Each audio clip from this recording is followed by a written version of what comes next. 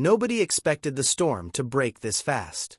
One moment, the entire sports world was preparing for a groundbreaking off-season project that promised to elevate women's basketball into a completely new economic era. Investors were lining up, veterans were already visualizing the paychecks they had never seen before, and analysts were calling it the most important shift in the WNBA's financial future since the league was founded. Everything was perfectly set. The cameras, the infrastructure, the media blueprint, the sponsorship commitments, all of it centered around one name.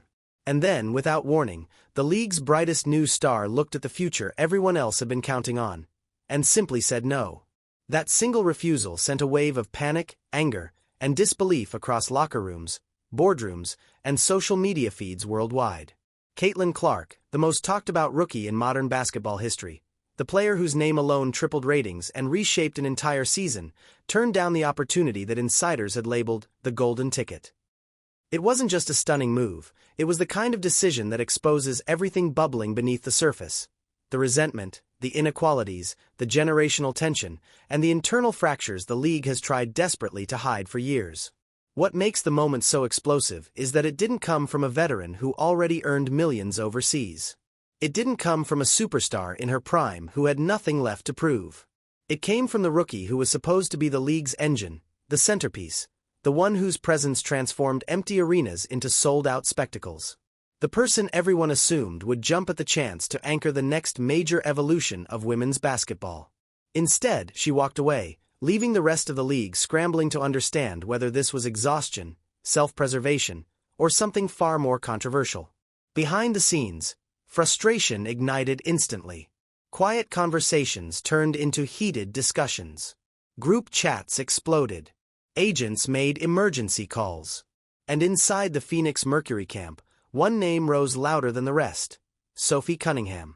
A veteran known for her toughness, her fearlessness, and her refusal to sugarcoat anything, Cunningham reportedly saw Clark's decision as far more than a simple scheduling choice. To her, and to many veterans who have fought for scraps their entire careers, it felt like a betrayal of everything they've been working toward. It felt like the face of the league choosing comfort over collective progress, golf over grit, personal time over pushing women's sports into a new financial era. What makes this story so captivating isn't just the shock factor. It's how perfectly it captures a league caught between two completely different realities. On one side, the veterans who built the foundation, grinding overseas, sacrificing rest, traveling commercial, and fighting for every dollar. On the other, a rookie whose celebrity catapulted her into opportunities players had begged for over 2 decades, and who now has the power to change the financial ecosystem of the sport with one simple yes or no. Caitlin Clark's no wasn't just a personal boundary or a career choice. It became a symbol, one that instantly divided fans, players, analysts, and even the league's leadership. Suddenly, the WNBA wasn't united by growth but split by competing visions of what the future should look like. Should the face of the league be obligated to show up for everyone else? Or does she have the right to step back when the pressure becomes too much? And even more importantly, who pays the price when she chooses not to participate? The answer, at least according to the veterans, is them. Their salaries. Their future equity. Their shot at finally earning what their talent and sacrifice deserve. To veterans who spent years begging for investments, begging for exposure, begging for someone to care, it feels like Clark is enjoying the rewards of that battle without participating in the struggle to keep the momentum alive. That's the narrative fueling the outrage, especially from players like Cunningham who have always worn the role of the enforcer, on the court and now off it. This isn't just a basketball story anymore. It's a clash of eras, a collision of values, and a power shift that the WNBA was never fully prepared to handle. Clark's decision didn't just ripple through the league. It cracked open everything beneath the surface, revealing the raw, uncomfortable truth. The unity the league projected for years was fragile, held together by shared financial struggle. Once one player rose far above the rest, the pressure became too much for that unity to survive. This is the story of how one decision reshaped the mood of an entire league, why veterans are furious, why insiders say the locker rooms are divided, and why next season may be the most intense and personal in WNBA history. And it all starts with the moment the rookie everyone relied on turned her back on the project that was supposed to lift the league into a new era. Long before Caitlin Clark walked into the league and sent shockwaves through every arena she stepped into, there was already a quiet desperation among WNBA players for a solution. Something that would finally break the cycle of low salaries, exhausting overseas travel, constant fatigue, and the financial imbalance that forced superstars to juggle year-round basketball just to stay afloat. That solution was supposed to be Project B, later publicly branded as Unrivaled, a revolutionary off-season league built to flip the entire economic model of women's basketball on its head. Unrivaled wasn't just another side tournament. It wasn't a small charity exhibition or a weekend showcase. It was a fully funded, aggressively marketed, investor-supported operation designed to solve the WNBA's biggest problem: that the league's best athletes are paid far below what their talent, impact, and physical commitment deserve. Many players make barely enough in their WNBA contracts to cover basic expenses, pushing them into overseas leagues in Russia, Turkey, Australia, or China. This creates a brutal year-long grind where the body never rests, injuries pile up, and players eventually burn out, physically and emotionally. The founders of Unrivaled, Breanna Stewart and Nafiza Collier, had lived that grind. They experienced the exhaustion, the danger, and the financial pressure firsthand. So they decided to build the off-season league they wished they had when they were rookies. The plan was bold: fewer players, fewer teams, shorter games, higher salaries, equity ownership stakes, built-in media exposure, and a controlled environment that could elevate players' brands while also compensating them at levels closer to what their talent warranted. Investors loved the concept. The sports media world hyped it. And players across the league saw it as a lifeline, one that could finally free them from the endless cycle of leaving home for foreign contracts each winter. But despite the innovation, despite the decades of struggle leading up to this moment, despite the impressive vision of Stewart and Collier, everyone recognized one hard, unavoidable truth: the success of Project B depended heavily on Caitlin Clark. The league's business model, marketing projections, anticipated media deals, and investor confidence all pointed back to one central figure. It wasn't just that Clark was popular. She was redefining what popularity meant for women's basketball. Every metric proved it. When Clark was on the court, ratings spiked at rates the league had never seen. When she wasn't, everything returned to normal.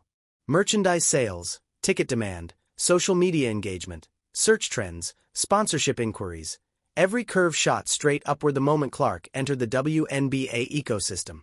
Investors weren't pouring millions into Unrivaled because they wanted a generic off-season event. They were investing because they expected Clark to headline it. They expected her to bring her massive fan base, her historic popularity, and the cultural momentum she created during her college run. Without her, the numbers simply didn't look the same. Her involvement wasn't a luxury. It was the foundation holding the entire financial structure together. Stewart and Collier understood this. The league understood this. The veterans understood this. And so, when whispers started echoing through locker rooms that Clark wasn't fully committed to joining the new off-season league, the concern began to spread. Everything had been built with an assumption that she'd say yes. Every promotion, every investor pitch, every behind-the-scenes plan quietly leaned on the idea that Clark would become the league's anchor. Project B wasn't just a creative new idea. It was a lifeline to financial stability. And every player knew it. Many planned their off-season around it. Some even declined overseas opportunities, believing Unrivaled would be their new source of income. The league had been talking about this project as the future, the turning point, the moment where women's basketball finally reached the next tier of professional sports. Players like Sophie Cunningham saw it as a rare chance for veterans to finally get the financial respect they had earned through years of grinding. So when the reports came out that Clark wasn't interested, everything changed. The energy shifted instantly. Veterans whispered that the deal they waited years for might collapse before it even launched. Insiders noted a sudden tension between older players and Clark's camp. And for the first time, fans began to realize how heavily the league had been relying on one single player to carry the financial hopes of dozens of others. Project B was supposed to be the equalizer, a place where rookies, veterans, role players, and superstars could finally benefit from the same rising tide. But instead of lifting everyone, Clark's absence threatened to leave the entire structure unstable. Some players saw it as a disappointment. Others saw it as a devastating setback. And for certain veterans, especially those who had fought the hardest to build opportunities like this. It felt like something much more personal. The stakes were enormous. The expectations were massive. And Clark's refusal was about to flip the entire league into an emotional tailspin. When the news finally broke, it didn't come packaged in a dramatic press conference or a carefully worded statement crafted by an entire PR team. It came quietly, almost casually, through insider reports that Caitlin Clark wasn't planning to join Project B. No major announcement. No elaborate explanation. No attempt to soften the impact. Just a firm, simple reality. The league's most influential rookie, the one every investor had banked on, wasn't interested in spending her offseason playing in the league that needed her the most. At first, fans didn't believe it. How could the player who drew record-breaking crowds and rewrote television ratings overnight walk away from a deal rumored to be worth more than any off-season opportunity in women's basketball history? Not only was the salary reported to be massive, but the addition of equity stakes made the offer historic. This wasn't just money, it was long-term ownership, the kind of financial investment that could grow exponentially if the league succeeded. For any WNBA player, rookie or veteran, this was a once-in-a-lifetime chance. Yet Clark turned it down. The initial reaction was confusion, then disbelief. Then a wave of speculation began to spread across social media, sports talk shows, and team locker rooms. Why would she say no?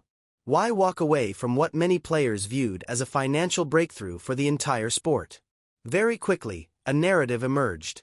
Clark needed a break. For nearly a full year, she had played an unbelievable stretch of basketball that would break most players. She carried Iowa through a demanding college season that pushed her into the national spotlight at levels never previously seen in women's sports. From there, she stepped immediately into the WNBA, where she had no real offseason, no recovery time, and no adjustment period. The pressure, the minutes, the media attention, the physicality, everything was non-stop. Exhaustion wasn't just possible, it was expected. And according to insiders, Clark wanted time to recover mentally and physically. But the story didn't stop there. Another rumor began circulating. Clark wanted to spend her off-season focusing on golf, a passion she had reportedly grown obsessed with.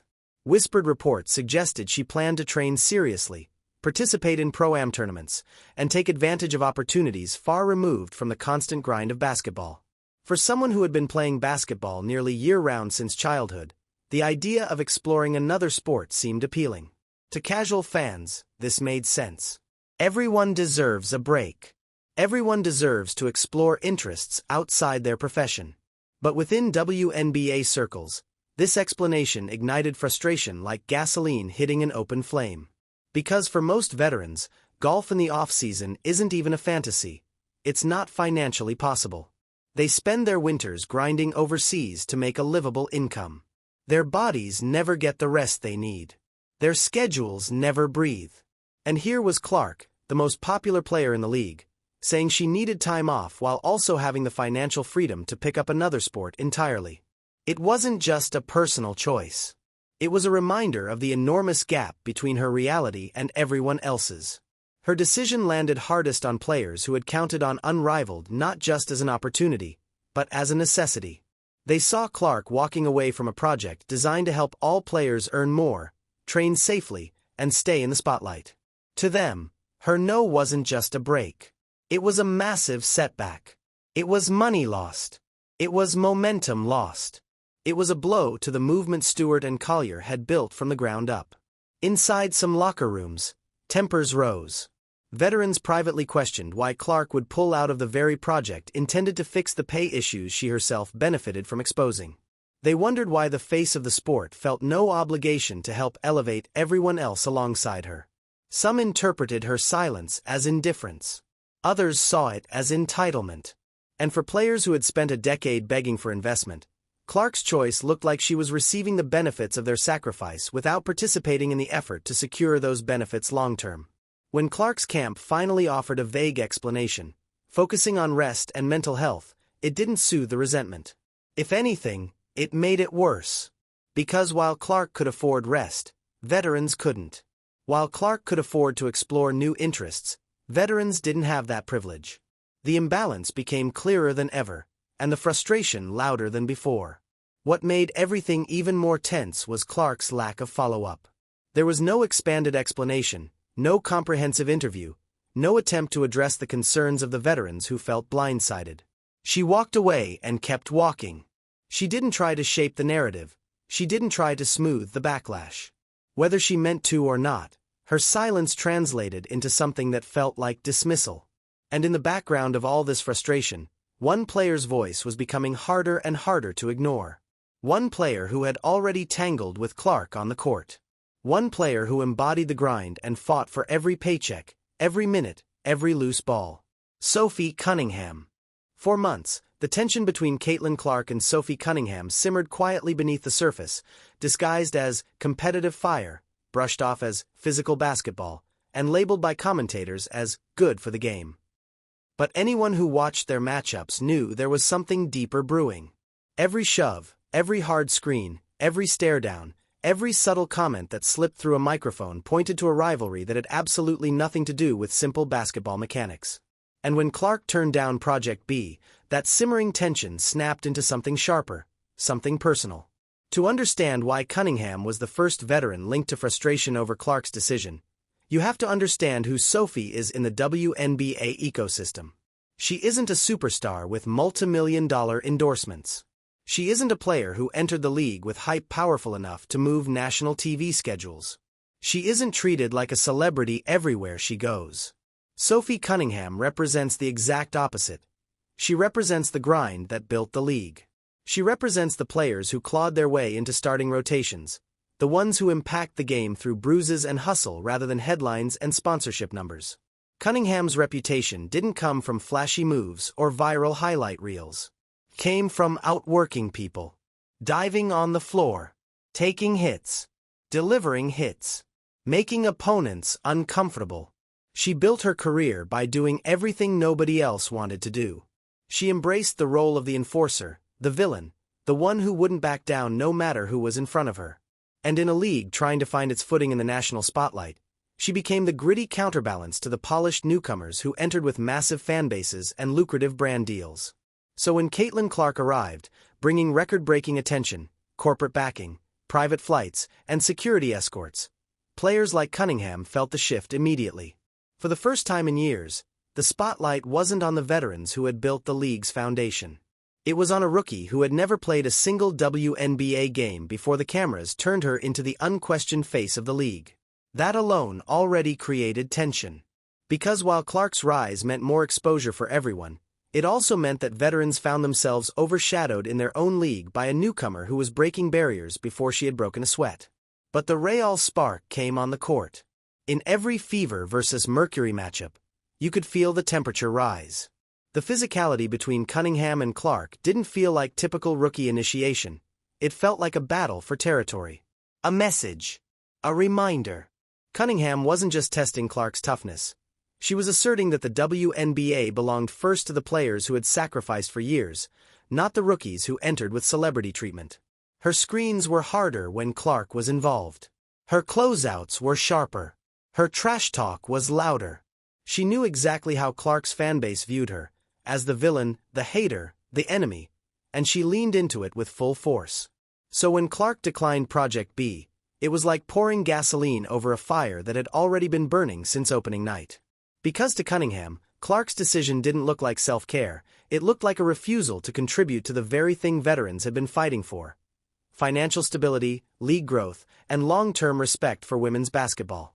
From Sophie's perspective, this wasn't just Clark opting out of an off-season league. This was Clark walking away from a project that was supposed to help everyone, especially the veterans who had spent years living on league minimum salaries and commercial travel while begging the world to pay attention. And here's where the resentment intensifies. Veterans like Cunningham weren't just hoping Clark would participate. They were depending on it. The success of Unrivaled, the salaries, the equity value, the sponsorship potential, all of it revolved around Clark's presence. Without her, the financial ceiling dropped instantly. Investors didn't hide their preference. They wanted Clark because Clark guaranteed eyeballs. They wanted Clark because she brought a built-in audience. They wanted Clark because the numbers universally spiked whenever she touched the court. So when Clark said no, the impact wasn't just emotional, It was financial. Her absence lowered projected ratings. Lower ratings meant fewer sponsors. Fewer sponsors meant less money for the players. And less money meant that veterans who had been waiting decades for a moment like this were suddenly being told the opportunity wasn't as lucrative as originally promised. From Cunningham's perspective, Clark didn't just say no to a league. She said no to their livelihood. What made it worse was Clark's silence. No elaborate explanation. No acknowledgement of the financial fallout. No reassurance to veterans who felt blindsided. Just a firm no, followed by Clark stepping back into her own world with the comfort and security her brand deals provided. To players like Cunningham, this felt like confirmation of every fear they had all season. That Clark didn't understand the grind that built the league, that she didn't grasp the weight of being the face of a sport still fighting for equal respect, and that she was benefiting from a system veterans spent years bleeding for without sharing the responsibility of sustaining it. This is why the frustration boiled over. This is why her name surfaced first in discussions about veteran outrage. And this is why every interaction between the two now carries more tension than any casual fan realizes. For Cunningham, this isn't basketball anymore. It's personal. It's economic. It's cultural. It's about respect. And Clark's decision, whether intentional or not, struck the deepest nerve possible in the locker rooms of veterans who have carried this league on their backs for years. Long before Caitlin Clark arrived and instantly shifted the balance of attention in the WNBA, there was already an invisible line dividing the league. A line drawn not out of personal dislike, but out of completely different realities. The veterans lived one version of professional basketball, one that demanded sacrifice, exhaustion, travel nightmares, and years of playing for salaries that barely justified the workload. The new wave rookies entering the league, especially the ones arriving with massive college followings, lived a very different version. One filled with sponsorships, media opportunities, and instant celebrity status. This divide wasn't created overnight. It had been building for decades, quietly embedded in the structure of the league. But it wasn't until Clark stepped into the spotlight that the contrast between eras became impossible to ignore. For years, WNBA players survived on a simple but brutal cycle. Play a full WNBA season, then spend the winter overseas. Not for fun. Not for growing the game. They went because they had to. Overseas contracts offered salaries sometimes 3, 5, or even 10 times higher than what the WNBA provided. Many veterans spent more time living in foreign countries than in their own homes. They missed holidays, family events, weddings, and milestones because basketball was their only means of financial stability. Their bodies endured non-stop punishment. Their mental health stretched thin. Burnout wasn't a risk, it was a guarantee. This older generation of players built careers on pure grit, with no guarantees, no safety nets, and very few perks. Then the new era arrived. When social media exploded, when college basketball became a global cultural phenomenon, when nil deals reshaped the economic landscape of college sports, rookies entered the league with brand power that veterans never had access to. They had built-in fan bases. They had endorsement deals that dwarfed entire WNBA team payrolls. They had private flights. They had security escorts. They had millions of followers waiting for every highlight, every post, every interview. Caitlin Clark wasn't responsible for creating this divide, but she became the living symbol of it. And for the veterans who had spent years trying to convince the world that women's basketball deserved respect, Clark's arrival was both a blessing and a painful reminder. On one hand, she opened doors. Sponsors, networks, and viewers finally started paying attention. On the other hand, she exposed how unequal the system truly was. Veterans who had sacrificed everything were suddenly overshadowed by a rookie who hadn't yet experienced the harsh reality they'd lived through. This undercurrent created a complicated emotional dynamic long before Clark ever made a controversial decision.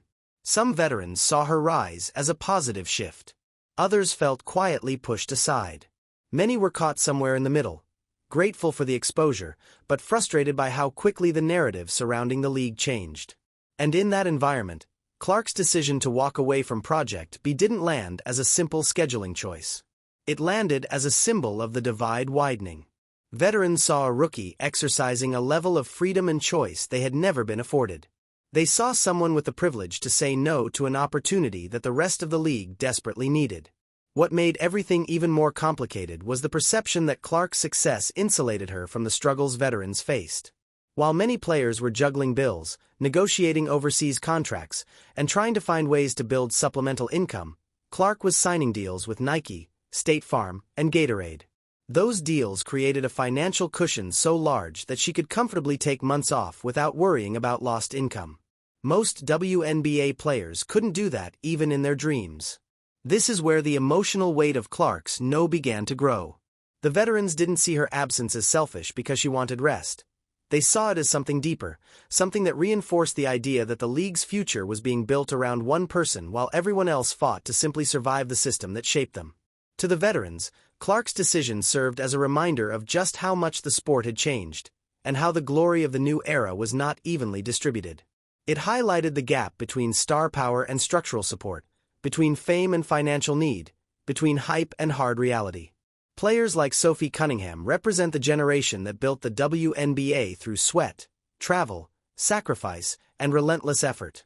Clark represents the generation entering with unprecedented influence, brand recognition, and economic opportunity. Both sides deserve respect. Both sides are vital to the future of the league.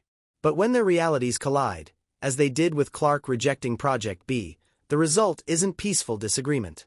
It's a clash of worlds, a collision of values, and a revealing spotlight on the pressure points within the league.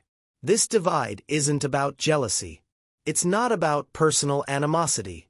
It's about two generations living two entirely different versions of professional basketball.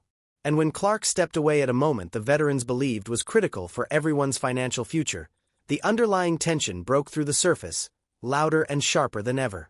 For years, the WNBA tried to present a unified front. One league, one mission, one sisterhood. Whenever rumors surfaced about tension between players, jealousy over endorsements, or frustration about unequal attention, the league office responded with the same rehearsed messaging: "We are focused on growth. We support all players equally. The league is united." But that carefully constructed image began to crack the moment Commissioner Kathy Engelbert stepped in front of microphones after Clark declined Project B. Engelbert has always been measured, diplomatic, and intentional with her words.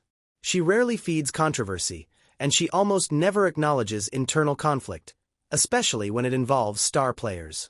But this time was different. The questions reporters asked weren't going away. Fans were demanding answers. Analysts were pointing out inconsistencies. And the energy around Clark's decision had grown too large to ignore. So Engelbert did something no WNBA commissioner had done before. She admitted the tension was real. In a series of interviews, Engelbert spoke candidly, almost too candidly, about the state of the league. She acknowledged that rivalries, competitiveness, and emotional friction were not exaggerated by social media. They were part of the reality shaping the league's atmosphere. She even compared the dynamic between Clark and the veterans to the iconic, era-defining rivalry between Larry Bird and Magic Johnson. That comparison wasn't random. Bird versus Magic didn't just elevate the NBA, it saved it financially, culturally, and commercially. Engelbert's message was clear. The tension surrounding Clark wasn't a problem she needed to silence, it was a storyline she needed to use. But that admission triggered a wave of reactions. Veterans saw her comments as validation. They felt the league had finally acknowledged what they had endured all season. The pressure, the disparities, the unspoken resentments, and the emotional roller coaster of sharing space with a superstar whose fame eclipsed their entire careers. They heard Engelbert confirm that the intensity wasn't imagined. It wasn't jealousy. It was real. Clark's fans, on the other hand, felt Engelbert's comments framed the rookie as a polarizing figure, someone whose prominence came with unavoidable conflict. That only increased the online arguments, the fan wars, and the toxic discussions that had taken over every platform from Twitter to Reddit to Instagram. Engelbert herself admitted the discourse had become volatile, but her acknowledgement simultaneously legitimized the chaos. And within the league, the effects were even more tangible. Players interpreted Engelbert's words as confirmation that the environment behind closed doors was tense, divided, and unpredictable. It signaled that Clark's decision had caused a ripple effect strong enough to force the commissioner to address the deeper issues instead of deflecting them. For veterans, especially those outspoken about fairness and respect, Engelbert's comments were the closest thing to an official acknowledgement that the Clark era had fractured the league's unity. It also revealed something Engelbert had been trying to manage quietly. The league needed Clark desperately. Not just as a great player, but as a commercial engine. As a marketing tool. As the face of a business model the WNBA was counting on. By comparing Clark to generational icons like Bird and Magic, Engelbert wasn't just discussing a rivalry. She was admitting that Clark's presence, and the friction surrounding her, were driving unprecedented attention and revenue potential. But this created another problem. It confirmed to veterans exactly how heavily the league leaned on Clark. And that message deepened the resentment. For players like Sophie Cunningham, it was a reminder that the system didn't value everyone equally. That the league's financial plans were tied to a single rookie more than the combined efforts of dozens of veterans who had carried the league through leaner years. When Clark declined Project B, Engelbert didn't try to hide the fallout. She acknowledged openly that the off-season league would face challenges without its centerpiece. She expressed hope that Clark might join in future seasons, but the subtext was obvious. Project B wasn't designed to survive without her. That admission landed like a gut punch to the veterans. They saw it as confirmation that their careers, their earnings, and their financial futures were tethered to a player who didn't share their struggles and had no obligation to uphold the systems they created. It felt like the league was announcing, unintentionally yet unmistakably, that the veterans were no longer the backbone. They were supporting characters in a story that revolved around Clark. And Engelbert's comments did something else. They amplified the idea that Clark's decision wasn't a small inconvenience, it was a massive setback. Her no didn't just disappoint fans. It disrupted business plans. It weakened investor confidence. It shook the stability of an off-season league built to revolutionize players' financial futures. For players like Cunningham, this wasn't just a professional letdown. It was personal validation of everything they feared about the league shifting into a superstar-driven model where popularity outweighed loyalty and individual choices carried consequences for everyone. Engelbert's intention may have been transparency, but the effect was something far more revealing. She showed the world that the WNBA wasn't just dealing with tension, it was being reshaped by it. And Clark's decision didn't merely expose the divide, it widened it. When Caitlin Clark said no to Project B, the emotional reaction from fans and veterans was loud, but the financial fallout was even louder. To understand the true depth of the frustration brewing across the league, you have to follow the money. Because beneath all the headlines, the interviews, and the subtle shots players take at each other, money is the core issue driving this entire conflict. For years, WNBA players have talked about equity, fair pay, and better conditions. Project B was supposed to be the breakthrough moment that finally delivered on those promises. But once Clark walked away, the foundation of that financial dream started cracking instantly. From the outside, Project B looked like an exciting new league built around entertainment and innovation. But behind the scenes, its structure was crafted with the precision of a startup preparing to disrupt an entire industry. Investors weren't donating money, they were expecting returns. They were studying ratings, analyzing viewership trends, and calculating sponsorship potential.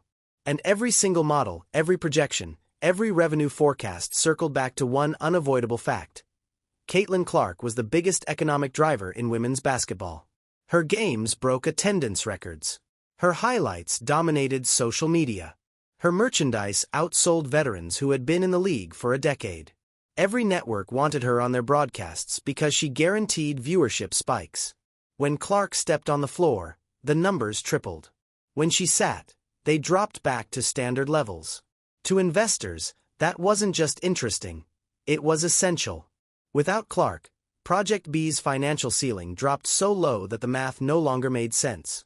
This is what fueled so much anger among veterans.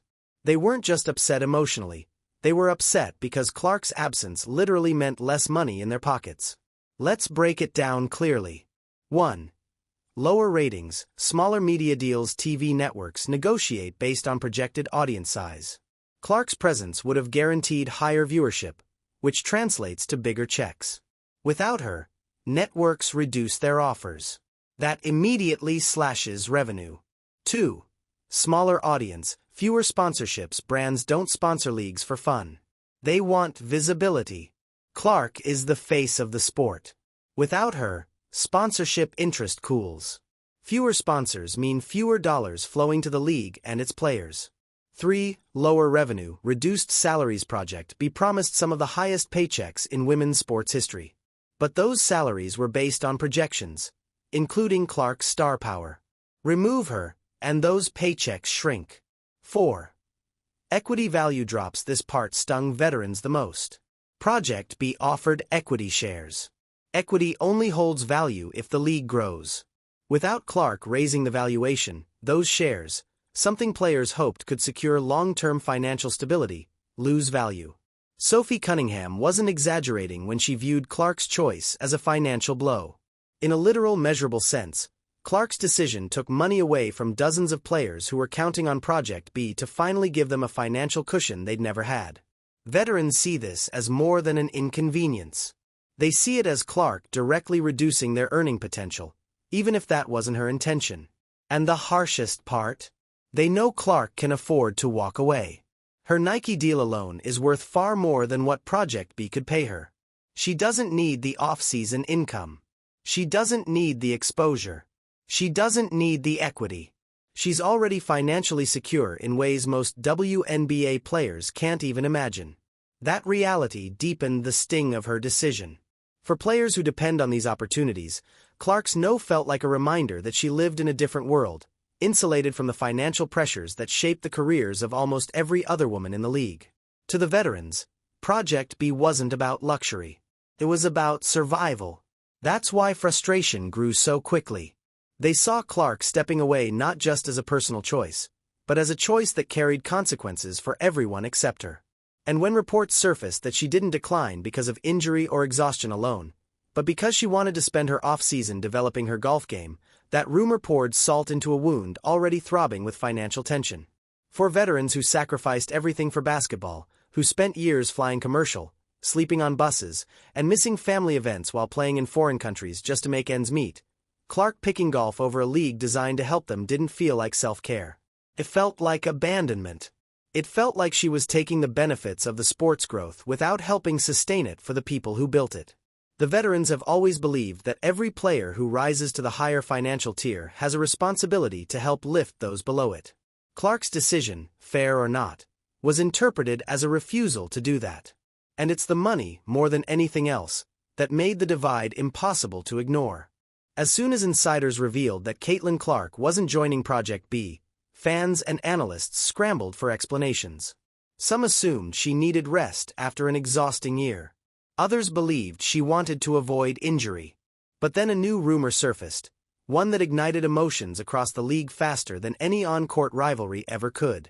Reports suggested that Clark wasn't just stepping away to recover. She was planning to spend her off-season focusing on golf. At first, it sounded harmless. Golf is relaxing. Golf is quiet. Golf is the opposite of the non-stop chaos Clark had endured for almost 12 straight months.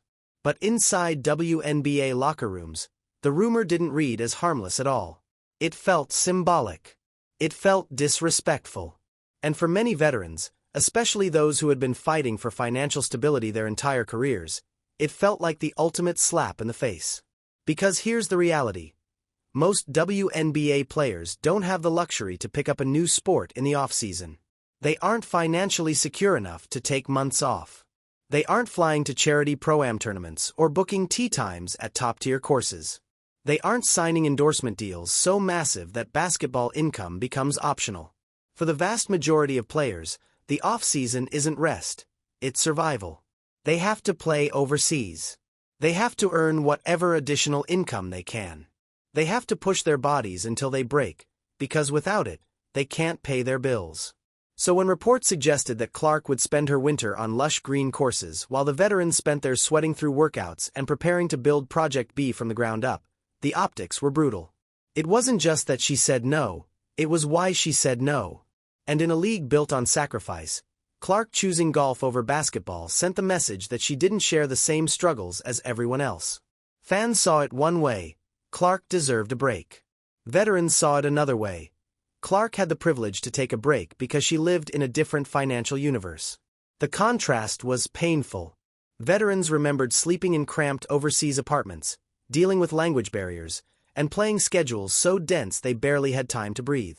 Clark, on the other hand, had reportedly turned down $1 million-plus opportunity because she wanted to practice putting and sharpen her long game. To the veterans, that felt almost insulting. Not because golf is wrong, but because the freedom to choose golf over work is a freedom most players in the league simply do not have. And the more the rumor spread, the more it shaped the narrative around Clark. Suddenly, it wasn't just that she said no. It was that she said no because she could. Because she had sponsors cushioning her income.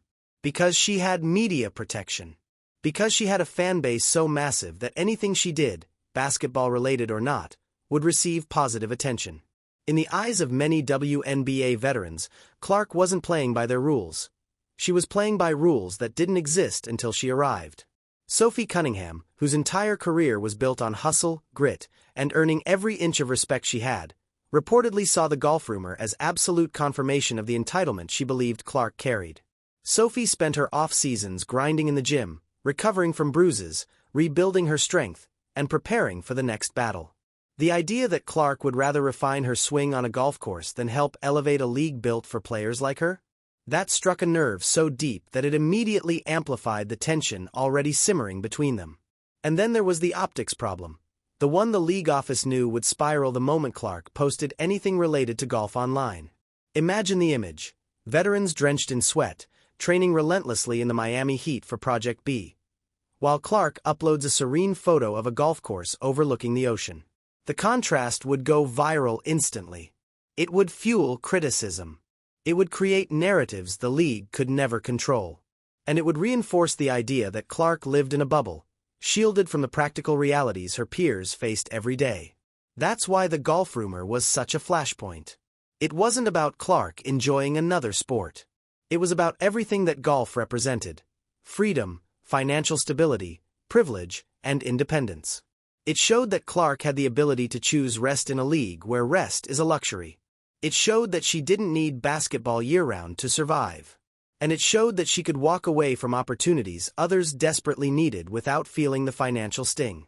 To veterans, the golf rumor wasn't just surprising, it was revealing. It exposed the widening gap between Clark and the rest of the league in a way nothing else had. It signaled that Clark's priorities might not align with the collective vision of players who had been fighting for decades to build something sustainable. And it cemented the perception that Clark, intentionally or not, was operating by her own rules. Rules she didn't create, but rules that clearly separated her from almost everyone else. What Caitlin Clark decides to do in the offseason is her choice, but the consequences of that choice will be waiting for her the moment she steps back onto a WNBA court. Next season won't just be another year of basketball. It will be a continuation of a storyline that has been building quietly all year, now intensified by the fallout of her decision to reject Project B. The veterans aren't going to forget what happened. The fans aren't going to let the narrative die. And the league, now more than ever, will lean into the drama because it fuels ratings, headlines, and the kind of attention women's basketball has been trying to generate for decades. On the surface, next season will look like a normal schedule. Teams preparing, players training, coaches strategizing. But beneath that, a pressure heavier than anything Clark felt in her rookie year will be sitting on her shoulders. She won't just be the face of the league. She'll be the symbol of a divide that grew wider because of her absence. For veterans who feel she cost them money, momentum, and growth, every matchup with Clark will carry emotional weight. The physicality, already intense in her first season, will elevate to a level that borders on personal. Screens will tighten. Drives to the basket will be met with harder contact. Every loose ball will feel like a message. Sophie Cunningham, already known for her gritty style and confrontational edge, is expected to embody the veterans' frustration every time she steps on the floor with Clark. Their previous clashes will feel tame compared to what's coming. Cunningham represents the old guard, a generation built from scraps and survival, and she now has even more motivation to make sure Clark feels the pressure of expectations veterans believe she has avoided. To Sophie and many others, Clark isn't just a talented rookie anymore. She's the player whose decision directly affected their financial futures. That kind of resentment doesn't fade in a few months. It lingers, grows, and then explodes the moment the ball is tipped. Beyond the on-court intensity, the emotional environment will be different too. Players who once viewed Clark neutrally will approach matchups with sharper focus. Those who stayed silent during the Project B fallout will now use next season as a chance to prove something. To themselves, to fans, and to the league. They'll want to show that the WNBA isn't defined by a single player, no matter how massive her following is.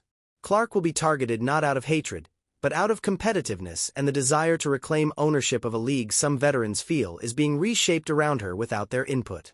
Fans, meanwhile, will pour fuel on every storyline. Supporters of Clark will defend her fiercely, interpreting any physical play as unfair targeting. Supporters of the veterans will argue she deserves the challenge. Social media will dissect every play, every foul, every stare. The attention that helped boost Clark's rookie year will transform into a microscope examining her every move. Even minor frustrations during games will spiral into weeks of online debates. The league won't shy away from this. If anything, it benefits from the noise. Rivalries generate viewership. Conflict generates clicks. And the league, still growing, will welcome the spectacle. But the real pressure will sit with Clark herself.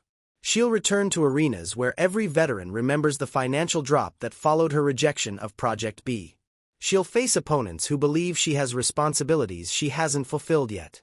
And she'll be competing in a league where every player has something to prove, either that she's not too big to challenge, or that her decision didn't define the future of women's basketball as deeply as it seemed. And then there's the long-term impact. The tension from this offseason won't disappear after one game or one season. It could shape the league for years. Will Clark eventually join Project B in later seasons? Will the veterans continue building their own ecosystem without her? Will younger players entering the league fall on one side of this cultural divide or the other?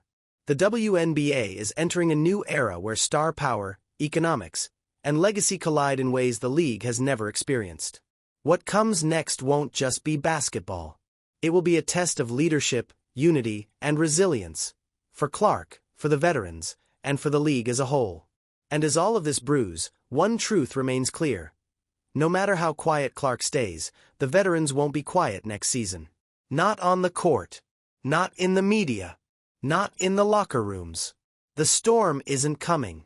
It's already here. Caitlin Clark's decision to step away from Project B didn't just create headlines. It cracked open the emotional framework of the WNBA and exposed a league standing at a crossroads. On one side, you have the veterans. The players who built the league brick by brick, fighting for respect, financial security, and opportunities that never came easily. On the other side, you have the new era represented by Clark. An era shaped by massive endorsements, national attention, and a level of influence no rookie has ever carried into the WNBA. Clark's refusal wasn't just about rest. It wasn't just about golf. And it wasn't just about exhaustion after one of the most demanding stretches of basketball the sport has ever seen. Her decision became a symbol of a deeper divide between old expectations and new realities, between the grind that shaped the veterans and the spotlight that now surrounds the incoming generation. She didn't simply walk away from an off-season league. She walked straight into a cultural storm that reshaped how players view her, how analysts talk about her, and how fans interpret the league's internal dynamics. For veterans like Sophie Cunningham, the frustration isn't rooted in dislike. It's rooted in the belief that Clark's choice affected everyone else in ways she might not fully understand. Project B wasn't just entertainment. It was stability. It was equity. It was a blueprint for a future where WNBA players no longer had to chase paychecks around the world. When Clark said no, that future dimmed, and the resentment that followed revealed how delicate the league's unity truly was. Now the WNBA stands on the edge of a new season filled with unanswered questions. Will Clark's return ignite a level of competition the league has never seen? Will the veterans channel their frustration into tougher defense, sharper rivalries, and higher stakes? Will the fans elevate the drama into a cultural phenomenon that pushes women's basketball even further into the mainstream? One thing is certain. The next time Clark steps onto the court, she won't just be playing basketball. She'll be stepping into a narrative shaped by tension, expectation, and the weight of a league that relies on her more than she ever asked for. The future of the WNBA won't be defined by one off-season decision, but there's no denying how deeply this moment impacted everything. The divide is real. The emotions are raw. And the next chapter will be written not just by how Clark performs, but by how the veterans respond, how the league adapts, and how the fans shape the conversation moving forward. This story is far from over. In fact, it's only beginning. If you've made it this far into the video, you're exactly the type of viewer who helps this channel grow. And right now, the channel is still small. Your support makes a massive difference. If you enjoyed this breakdown, or if you want to keep up with everything unfolding in the WNBA, do me a quick favor. Hit the subscribe button. It tells YouTube you want more deep dive content like this. Tap the like button. It pushes the video to more viewers who care about the same stories you do. Drop a comment. Tell me whose side you're on, Clark or the veterans. Your comments help the algorithm and help build a real community here. Every single interaction helps this channel grow, reach more fans, and keep bringing you high-quality sports stories. So if you want to be part of that growth, take 2 seconds and engage below. Your support means everything, and it helps videos like this reach the audience they deserve.